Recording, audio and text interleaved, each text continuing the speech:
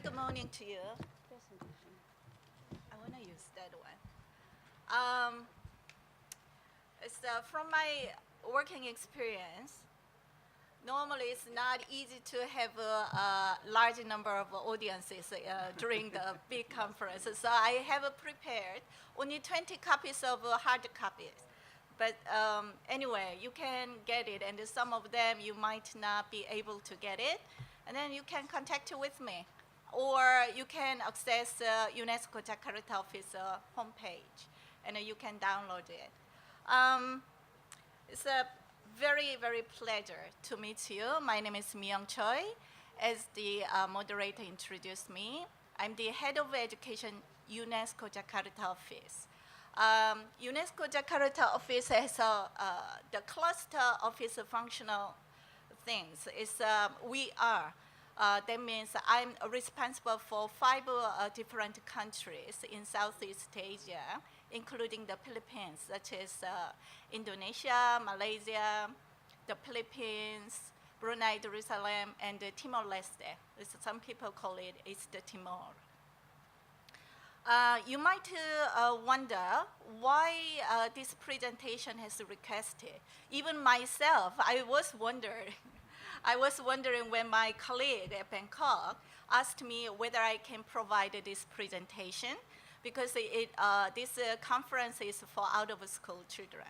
And this project has been conducted to support teachers in the affected areas, especially hit by Yolanda. We call it super typhoon 2 years ago. And then eventually I understood this might be very useful for you from the different perspectives, because you have heard 2 presentations from the local level and some the research or the psychology institutional level. But I believe in that every NGO, every institution, and every UN has a different function in the field. And UNESCO Jakarta office has been working with the Department of Education in the Philippines, which is the Ministry of Education in other country, to support national level of psychosocial support manual. And then I will give you a very, very brief story, but it is more likely focusing on the procedure, how it was done. And then you will have a little bit less than 5 minutes video, which will provide all of the details in it. Actually, it has a very short story, but we have a long version of a film as well. So if you wanted to get it, you can contact with the UNESCO Jakarta office education unit. You will see the email for that. Anyway, let me start it. As you can see that, normally psychosocial support project is an immediate response from the UN agency or NGOs. So normally it is to address some of people's their emotional or psychological stresses in the field. So this was not big different from other NGOs or UN NGOs, the prompt response. But which is different is to provide some kind of psychosocial support intervention. But from the UN perspective, we wanted to make a long-term impact. So actually, when there was a super typhoon in the Philippines 2 years ago, as you might hear about all of the disaster stories that time, there was so many different donors and NGOs. And of course, some of the donors provided huge money, and at the same time, UN agency might not have as much as that, but there is a different function, as I mentioned that. And we really wanted to provide some kind of opportunity for capacity building for the national level. So what we did is, this slide is about sequential order of this project. We started it. My team studied at that time what could be the long term of the impact we could contribute to the nation.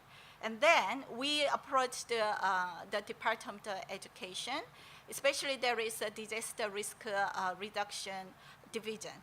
And then we met the brother army, which is the minister level, vice minister level. So all of meeting ended up, let's go for revising the current psychosocial support manual, which was actually made in 2007, which was quite out of date one.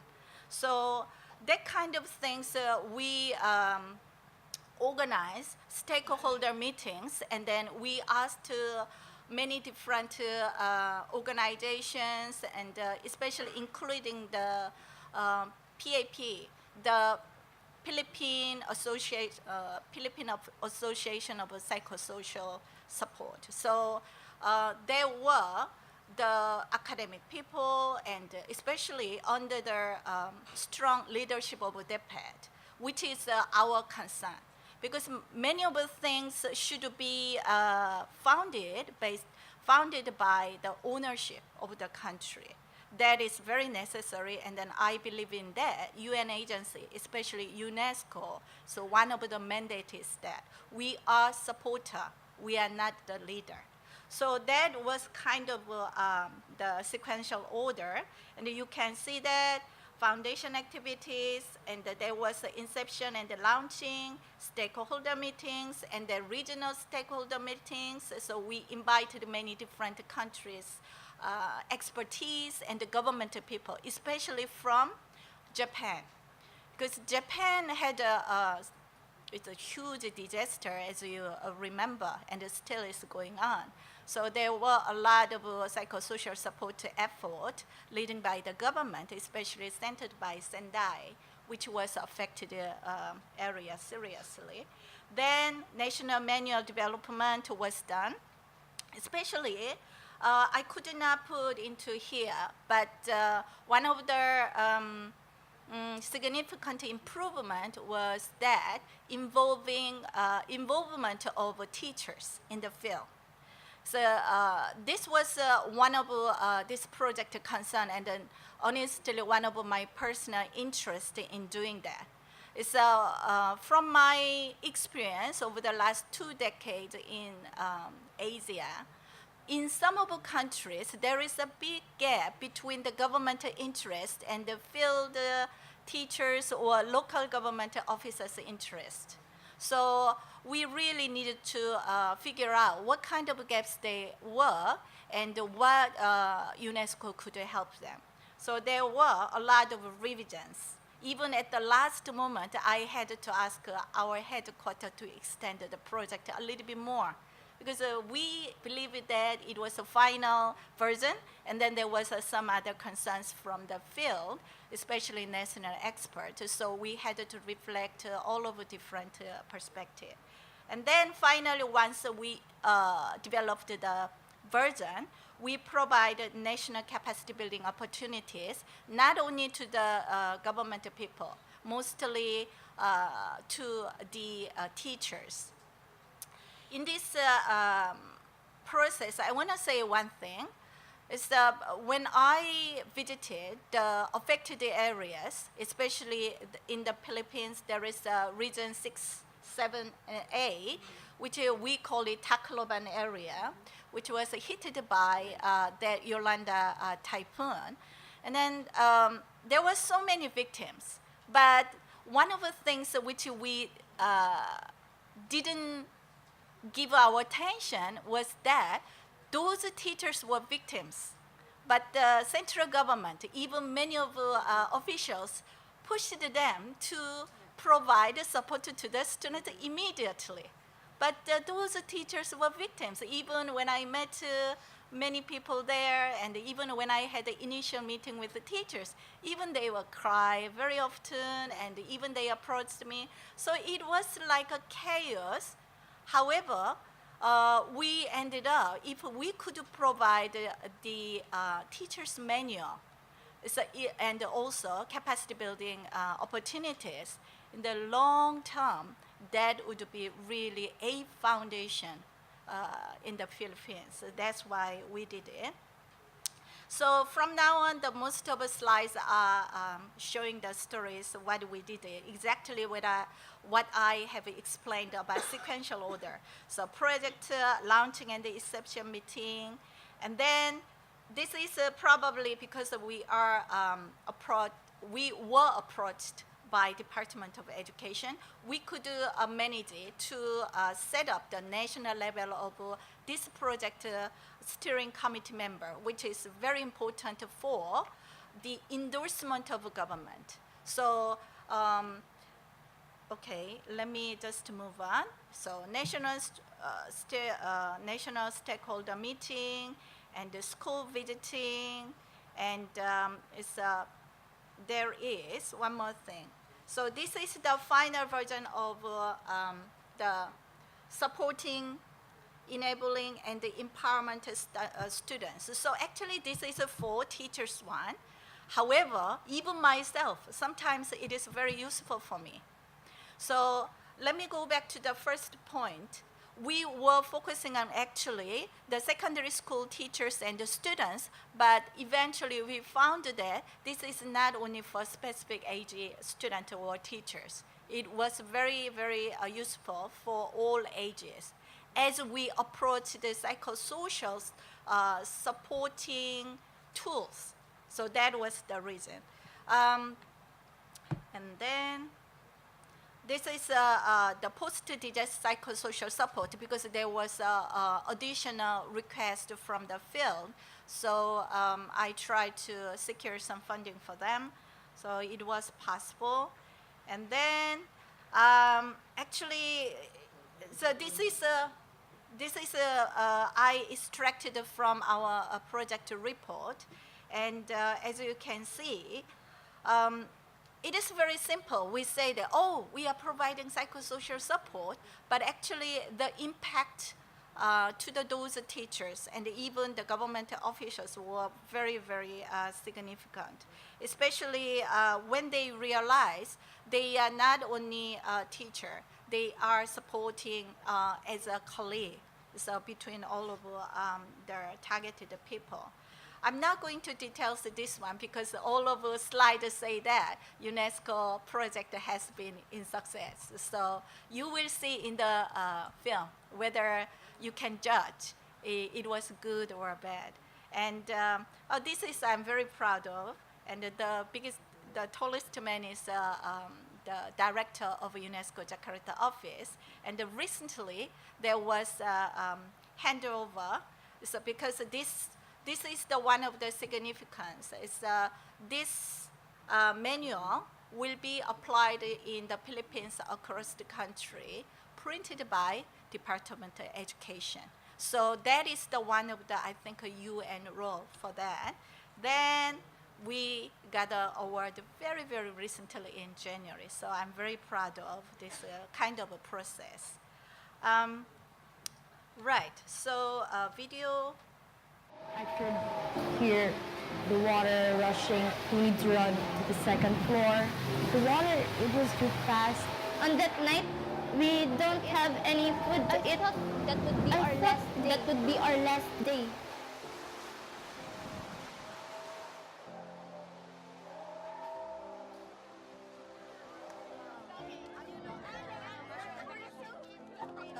Before Yolanda, they were actively participating in the class. After Yolanda hit Tacloban, it took a month for the students to come back to school. And not all the students returned to school.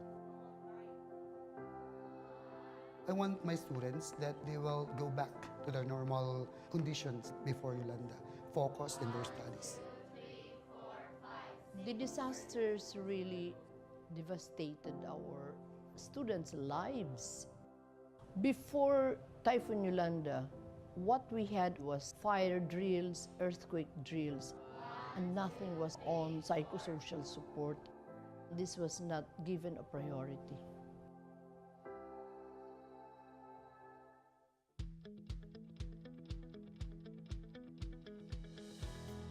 The physical damage to local communities is largely repaired, but the psychological damage, especially on students, is very high. UNESCO is working very actively with the Department of Education, providing students as well as their teachers with practical tools, which should help us cope with stress in a much better way.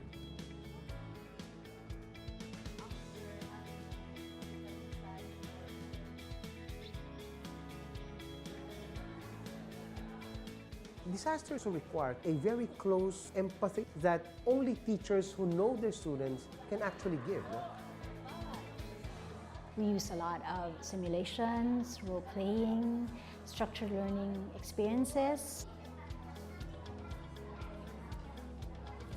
Bringing this learning material to the classroom is quite exacting.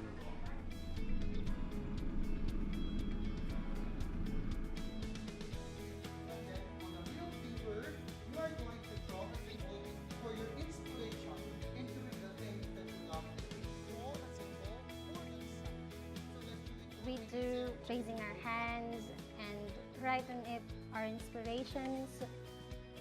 The activity was so fun. It lifted me and then changed the negative into positive. It is just simple hand, but well, when I think that a simple hand can be used in so many things in our life, like helping and to encourage the people.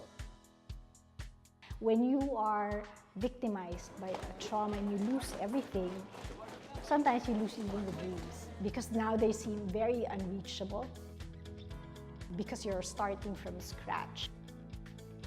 What we're trying to do is get them to dream again.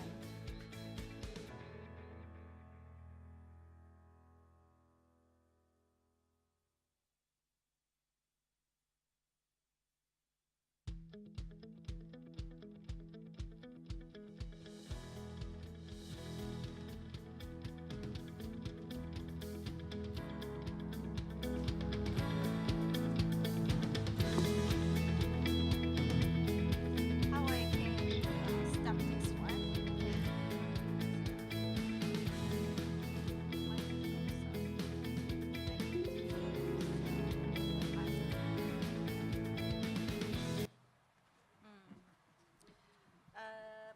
I think I have one more.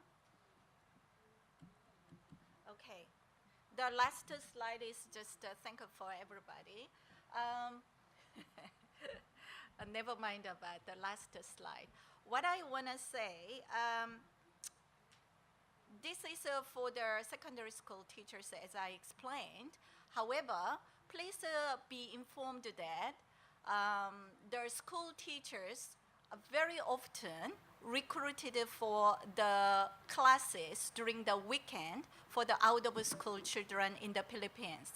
Because there is a system, they call it ALS, Alternative Learning System. So it's kind of a qualification opportunity.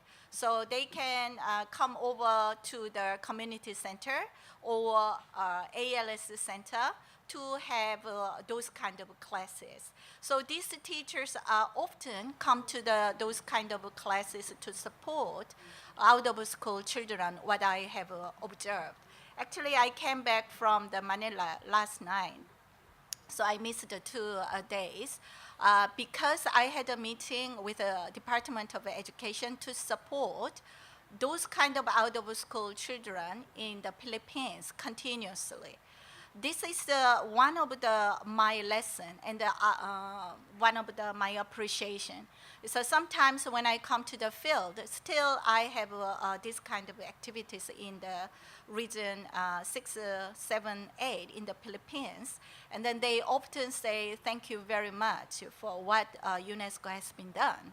And then I often reply to them, thank you so much for letting me learn about these kind of things. And then especially regarding psychosocial support, this is a whole about the changing students or out-of-school children. We call it ALS student.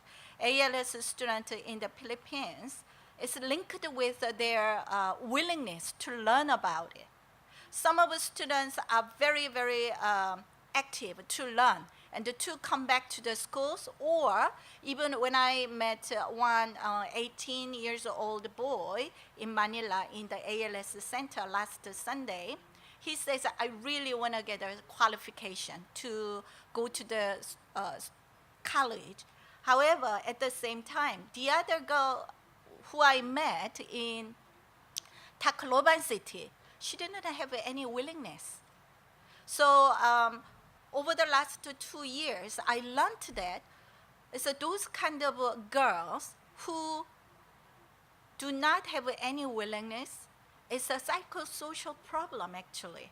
Of course, there is a poverty issue behind, but we really needed to look over their mental condition. So I decided, and then I got approval from our director to explore an opportunity to support this kind of girls and boys in affected area over the next 3 or 5 years. That's why I was in the Philippines over the last 1 week to find out some source, especially including the funding, because there is some kind of difficulties of central government and local government. So let me conclude.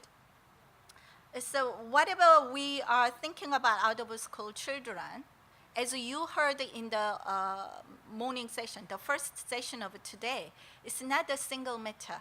It is an intersectoral perspective, and we needed to consider many, many different perspectives. And then especially psychosocial support is probably one of the significant progress. I do not say the result. It is a progress which we can help and support those kind of children to continue their study or to let them come back to the formal education. Thank you so much, and I'm looking for your questions during the open forum. Thank you.